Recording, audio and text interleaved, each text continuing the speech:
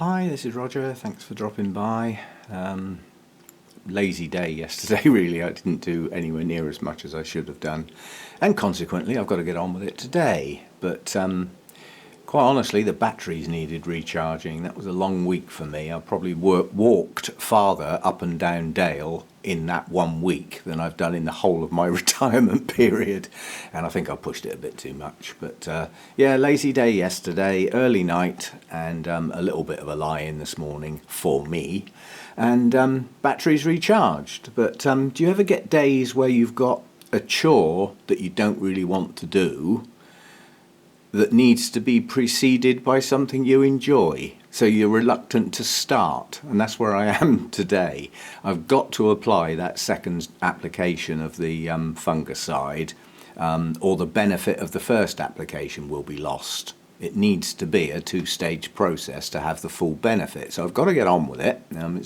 It's literally a day overdue, but so it's preceded by watering the rest of my plants today, which I enjoy, because that means I get to handle each one, check them over, see how they're progressing, anything new, all that sort of stuff. I mean, that's what makes up the majority of my videos, I suppose. But yeah, I've been pottering around. I feel a bit guilty because of what I've been up to lately. I haven't had the time to spend at the computer that I would normally do. So I've been watching most of the videos that you've kindly posted, and there's some interesting stuff there, but I haven't had the extra time to comment on many. Well, hardly any, in actual fact, if the truth was known. So it looks like I've sort of gone missing on other people's videos. I can assure you I'm watching. I do watch most of them, and a lot of them I watch all the way through. But sometimes they're about plants that I'm not so interested in, so, you know, I spend the time on others perhaps. But yeah, literally this morning I've had more of a session, and I'll complete the rest of that session during the day, use it as a break from watering and things like that. But yeah, I mean, the comments they're important. You know, when I was first starting, it was important to me. You know, you go to the trouble of making the video, but because you're new in the community, you may not have many subscribers. You know, it's like I say, it's a bit disheartening to put a video up that you've spent time doing and then get up the next morning all excited and go and have a look, you know, and you've got 20 views and 1 like and no comments at all. And without the comments, there's no follow-up, if you know what I mean. I think, you know, even if you just say nice blooms or thanks for sharing, it means there's something that the individual who put the video up there can respond to. And as I said, sometimes you get some interesting little conversations going, sometimes sidetracking onto other subjects. And that, for me, is part of the hobby. So, you know, I know it takes a little bit of time and everything, and some of us are very short of time. We all know that. I've been there, done that most of my life, quite honestly. But, yeah, so I'm catching up on other people's videos. And, you know, I've noticed this morning, going back through the last few days' worth of videos, that some people have sort of gone missing and are hardly ever posting nowadays. Now, that could be their lifestyle's changed and they just don't get the time.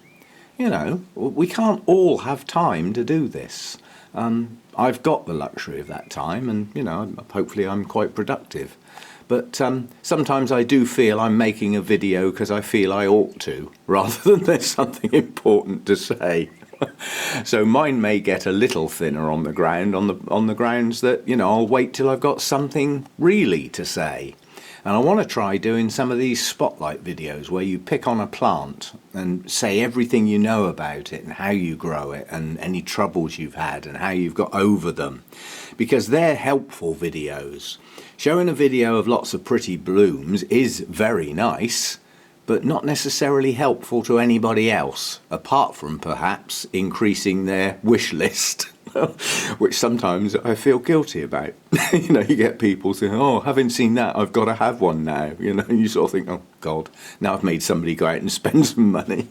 But yeah, catching up day to day, get the rest of this watering done, and then unfortunately the grow room's just going to get shut down until sometime tomorrow when I get up and I can air the place out, clear the air and everything, and that's that job done. Reluctantly, but, you know, like I say, I don't want to lose the effect of the first spray. by not applying the second one at the appropriate time. So just get on with it. I'll see what I can film as I go round. I have noticed Shari Baby's spikes really pushing on over in the corner there. It's hiding at the back because until the bloom's actually open, it's quite happy at the back. It doesn't need to be at the front. I mean, you can see I position everything that's actually got blooms on towards the front of the shelves where I can see them. I don't see any point in hiding the blooms away, especially when some of them are once a year and some of them don't last long. You know, so I rearrange plants because they're in bloom. And sometimes that means plants are in the wrong place. An example here is my Miltoniopsis. Now, the dangly spike with the bentness, you know, I'm surprised they lasted because that spike was definitely kinked. But that's just opened its latest 2 blooms. And given the amount of time the last 2 stayed open, you know, these are going to be around for quite a while. Fragrance not even started yet. These 2 have literally just opened, so they're virtually in pristine condition, and they are pretty damn special. You know, I do like the pinky purple ones with the splash patterns. Those are my favourites, bar one. I have one favourite that I've yet to get, and that's a yellow Miltoniopsis. You just don't come across them. It seems people in the States, you know, they're common as muck. But in the EU, you very rarely see them. Now, I'm really hoping to get one of those at the Malvern show coming up. I've wanted a yellow Miltoniopsis for a long time now. I've only ever seen one for sale, and it was a single bulb that wobbled around in the pot with 2 flower spikes on. Well, that's been broken off of another plant. There's no way you can grow a single Miltoniopsis bulb and get it to bloom. That doesn't exist in the real world. It doesn't happen. So when you see a plant like that, you know it's a division. And the chances are it probably hasn't got a very good root system, if any. It's been stuck in the pot to sell while it's in bloom. And you take that home at your peril often, because the plant will often not survive. If you can see new growths coming out of the base, fine. Then you've got time to pull it on, probably miss a year out, and then maybe get some blooms when the next lot of new growths come and the plant's got its strength back. But, you know, one leafless old bulb and one bulb with bloom spikes on is not natural in the orchid world. So be wary. It just doesn't happen like that. It just doesn't. I think the only thing that might happen on are things like Tolumnias that can bloom on a 2-year-old plant. You know, so some do, but very, very rare. Anyway, let's crack on with this. Other stuff at the front. The apple blossom's going to go soon. Ivanagara apple blossom, but still highly fragrant, and the last bloom's probably got a few more days to go. Not a lot, but still got some. The little Latoria Forgotten, Rhodostictum, I know that's going to last ages, and it can last as long as it wants. I love that little thing. Now, although that's a little tucked away, it's still at the front. But just going back to that Miltoniopsis, that's not where it should be. It's up on a high shelf. Now, it's got a jungle up above it, so light level wise, it's not in the high intense light, which is good. But where it ought to be is down in the cool. You know, the higher I get in this place, the warmer it gets, and that is not where it should be. But it's staying there while it's got blooms on, so as I can see them. And the fragrance, the Shelob Tolkien, I'm hoping that's got 2 more spikes coming with a good number of buds on. And I've been asked to supply as many plants as possible in bloom for the Malvern show coming up. I don't think this spike will last that long, but I'm hoping the other 2 are at least starting to open at the point where I've got to hand the plants over. The event is a Friday, Saturday and Sunday, but the latest they want the plants is the Tuesday evening preceding that weekend, because they've got to make sure all the plants are in show-ready state and have all got proper labelling and everything. Those labels are all handwritten by a guy with the most amazing scroll-type writing. And we do all our labels for our displays on green card with white writing. It's part of our you know, statement that that's how we do ours. I mean, quite honestly, I like white writing on black card, but we use quite dark green with white writing, and the guy's handwriting is beautiful. But if you can think, you know, if you're going to put a display up with perhaps 200 odd plants on, and all of those labels have got to be written by hand, it takes time, you know. So anyway, that one may be in a position to go. I'm really not sure. But the beauty of putting on a mass display like that to try and get a show award for the display, not necessarily for individual plants, although there will be some, I'm sure, is that the plant doesn't have to be in the best nick, because it can be hidden away amongst other plants, leaving the blooms, you know, to stick out the top. So I don't need to worry if the plant doesn't look at its best. It's the blooms they're after. It's that mass display effect. So I'll have to see what I've got as I go round. Other things poking out the front, a couple of Phalaenopsis down there. This dubious plant has opened another bloom. I do like these blooms, but you know, a mass display is what's wanted from a plant like this. Not a single bloom on a huge plant like that. You know, that means nothing. That's no good for a show. It would have to be incredibly rare and the most difficult plant in the world to get to bloom to actually warrant putting a, you know, something like that in a show. The Naevium has got 2 spikes open now. Unfortunately, they're on opposite sides of a large plant. So it's impossible to get both of those spikes to actually be fully visible. But the 3rd spike's going to open soon. That'll give me 2 at the front at least.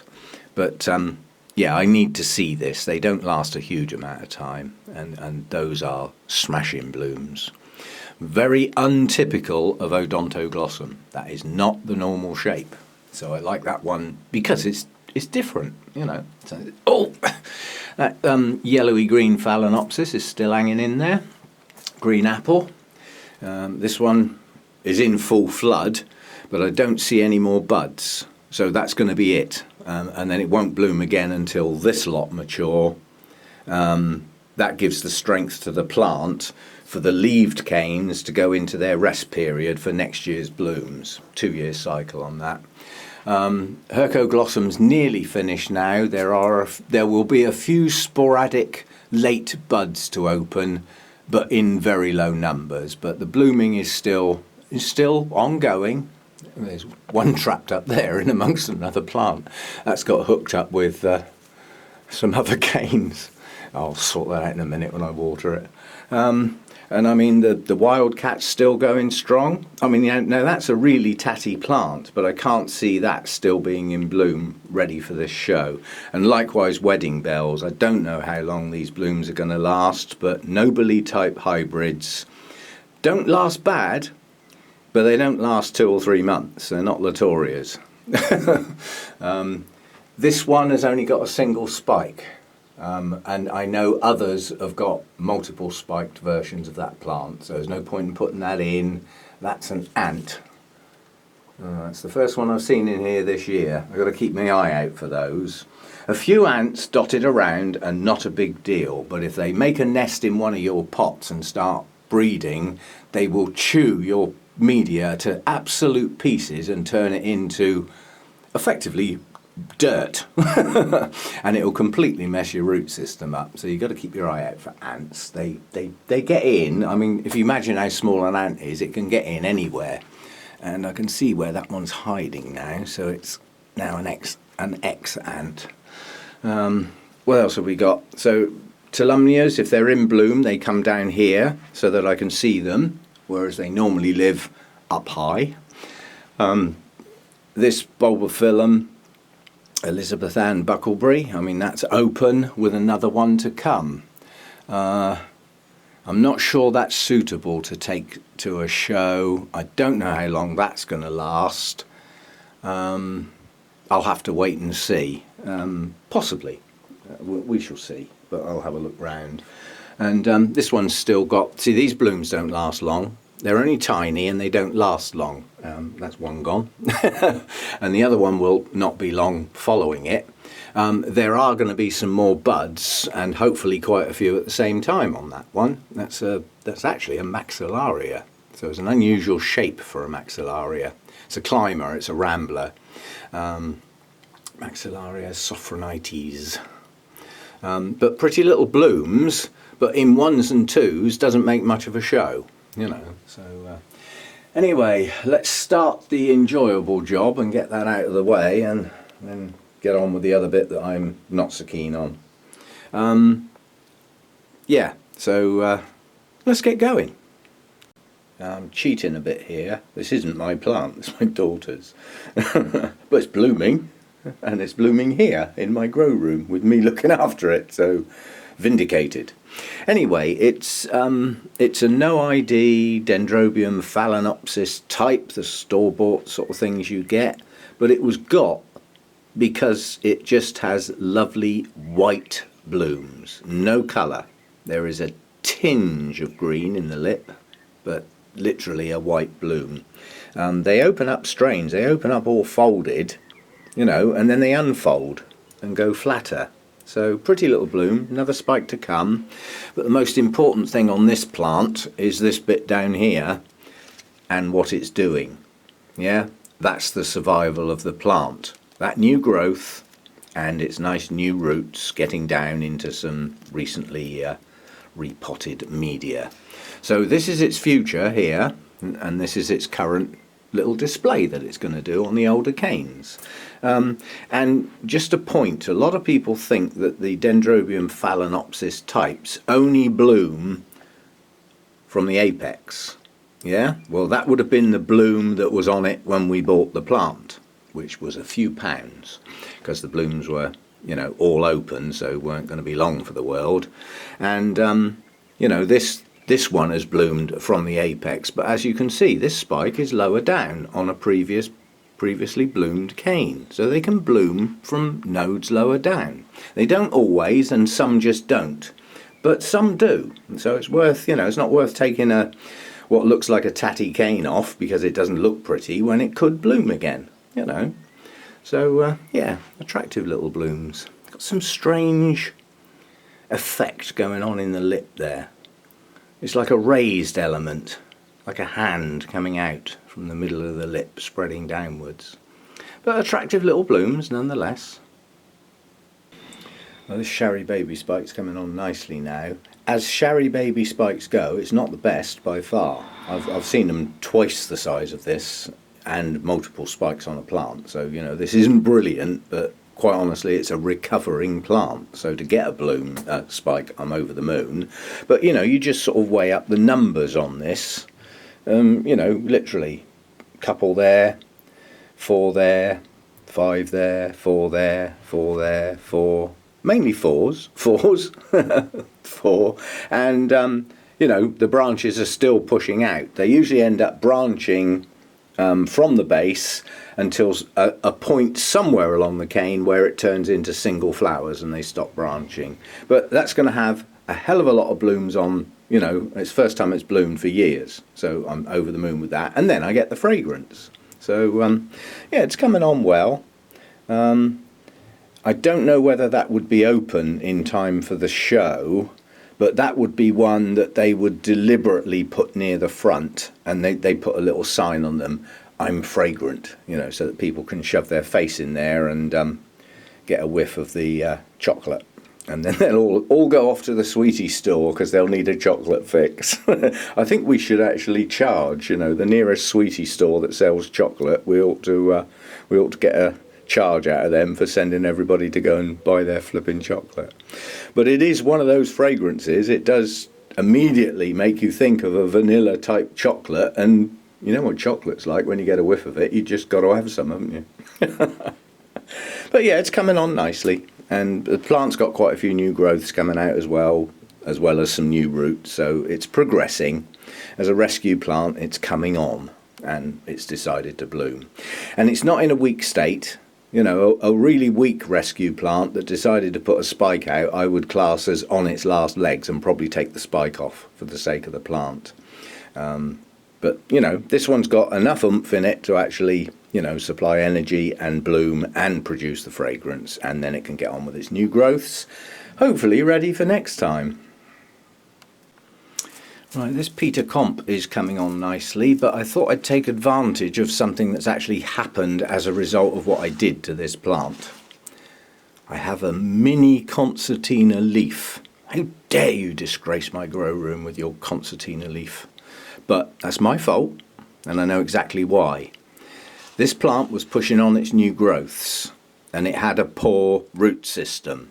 So obviously there's a lack of hydration, which is basically what causes this lack of hydration. But I waited until I saw those new roots for the plant. So the consequences are I'm now going to have two lovely strong new growths with one hell of a good root system. The consequences of leaving the timing till that point is one leaf got a kink in it. I'll live with that. Yeah, I'd rather the plant with a root system like that and two good strong, growths that will bloom. That was more important. But you can see as the root system was being lost and I waited, you can see the desiccation on the older bulbs. They've shriveled up quite badly. But that doesn't matter now because the strength of this plant is in those two new growths. And that again is where its future lies. That's where its next lot of blooms come. I mean, eventually these old bulbs are going to drop their leaves anyway. And at some point or another, it'll get repotted again when it outgrows its pot. And there'll be back bulbs at that point and they can just come off. So although they don't look elegant now, at some point they're going to be X bulbs anyway, and hopefully replaced by nice big fat ones that hopefully will bloom. Both of those should bloom. There's no reason why they shouldn't. And that'll be good because they last for ages. Lovely fragrance again. So yeah, coming on. But for the sake of the plant, I waited because I knew the root system was rubbish. And if I'd tried repotting too early, I'd have probably stalled those two new growths that were showing, and they would be nowhere near as good. And that's the future of the plant, is the new growths, not the old bit. So that's why I did it, but that's the consequence. A single concertina. I don't think there's enough to play a tune on, so I'll just water that one. Now this one's an example of a plant that just had to be repotted irrespective of its state, because the roots had it. They were serving no purpose and the media was breaking down. This is the new clone of Nellie Isla, the red velvet. So most of the markings missing, just the deep red. So I wanted this one. Took a risk with the plant, but it had two spikes on. But it has two new growths that neither have any signs of new roots yet. So they are living off of the old part of the plant, which, because it's got no roots, is starting to deplete. But at some point, hopefully not too far in the future, these two new growths will produce their own root systems, which makes the rest of the plant irrelevant, because the strength will be in these two new growths. I just hope they don't spend too long going about it, because the plant is depleting and there's next to no good roots. There are some, but not many. So come on, you two, get your act together. I mean, this could be one of the Oncidium types where they've literally got to almost be full size before the new roots come, which is going to leave the old part of the plant in a hell of a state. But nonetheless, as long as there's enough energy getting into the older part of the plant to feed those new growths until the point where they get their own root system, it will make it. It's but it was a risk. If I'd waited now, these new growths probably wouldn't be doing as well because of the manky media and the lack of roots. And in addition to that, they would probably be set back as a consequence. So at the moment, I'm happy that the few roots I've got are managing to get enough energy into these two parts, plus the leaves. Never forget the leaves. You always sort of think, I haven't got very good roots, the plant's not going to get any food. Well, yes it is. It's got leaves. It photosynthesizes. It tops the plant up from the top down. Now, although what the photosynthesis produces cannot generate a strong, healthy plant on its own, it still needs the types of nutrients that can only come in through the roots, or in some cases through foliar feed. But yeah, there has to be the other elements along with what the photosynthesis produces. But the photosynthesis will keep a plant alive for quite a long time without any roots. It won't grow much, and it hasn't got the sort of things to produce healthy root systems just from the photosynthesis, but it'll keep the plant alive. And in the meantime, things like this can get going and then hopefully produce their own root system. So it's just trying to get that balance. That's why back bulbs can be a little disappointing. If you've got a strong, healthy back bulb, it's got no leaves. So it has no ability to take any nutrients in whatsoever, but it's got a new growth. Now if that new growth pushes out some roots quite quickly, you've got a new plant on the way. However, if it's the type of plant that needs that new growth to be fully mature before the new roots come, it might not make it, because it's got no backup whatsoever. So, you know, it helps to know what sort of back bulbs you're trying to propagate. They do work though, you know, a long time before you'll get blooms, but they do work. You get new plants, you know, and once you've got a few new growths on there, you've got a plant you could sell if you wanted to. Okay, that's that one, Nellie Isla. It's my only one left. I did have the orange one and the normal one. Both of those didn't make it, but there's a lot of it about. There's a lot of people with pots that used to have Nellie Islas in. It's just not a vigorous plant. They are awkward. I think they're Miltoniopsis category. They do not like heat. They like to stay cool. They like flipping good air movement around them to help keep them cool. Don't like to totally dry out, don't like high feed levels. You know, they got an element of fussiness in them, but overcome that fussiness and you've got some smashing blooms with gorgeous fragrance. So for me, it's worth the effort. Okay, I'll shut this one off here because it's I've been waffling on long enough. I have to excuse the noise now, but I'm going to take a break, have some lunch and stuff, and finish off after lunch. So I thought I'd fire all the fans up and everything, and we'll go from there. Okay, I have got some more to film and another chat to do about certain things, but I'll do that as a separate thing. Okay, see you next time.